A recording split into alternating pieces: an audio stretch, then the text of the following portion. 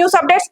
BJP యువనేత, దేశంలో అత్యంత చిన్న వయసున్న ఎంపీల్లో ఒకరిగా గుర్తింపు పొందిన తేజస్వి సూర్య త్వరలోనే ఓ ఇంటివాడు కాబోతున్నాడు.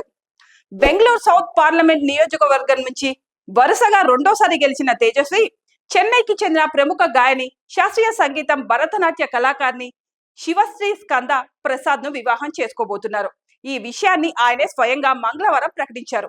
మార్చి 24న తమ వివాహానికి ముహూర్తం నిర్ణయించినట్లు ఆయన తెలిపారు. శాస్త్ర యూనివర్సిటీ నుంచి bio engineering bachelor degree, Madras university నుంచి భరతనాట్యంలో ఎంఏ, మద్రాస్ సంస్కృత కాలేజ్ నుంచి సంస్కృతంలో ఎంఏ పూర్తి చేసిన శివశ్రీ ప్రముఖ గాయనిగా గుర్తింపు పొందారు.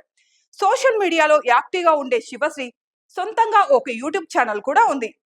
పొన్నియిన్ సెల్వన్ 2లో కన్నడ వర్షన్ ఆమె గాత్రదానం చేశారు.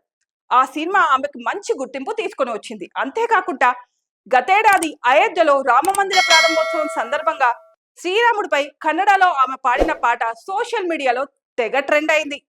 ఈ పాట ప్రధాని నరేంద్ర మోదీ దృష్టిని కూడా ఆకర్షించింది. శివశ్రీ పాటకు ఫిదా అయిన మోదీ ఆమెను అభినందిస్తూ ట్వీట్ చేశారు. ఇక బెంగళూరులో జరిగే తేజస్వి సూర్య శివశ్రీల వివాహానికి సినీ, రాజకీయ ప్రముఖులు హాజరయ్యే అవకాశం ఉంది. తొలిసారి 2019 సార్వత్రిక ఎన్నికల్లో తేజస్వి సూర్య ప్రత్యక్ష ఎన్నికల్లో పోటీ చేసి విజయం సాధించారు.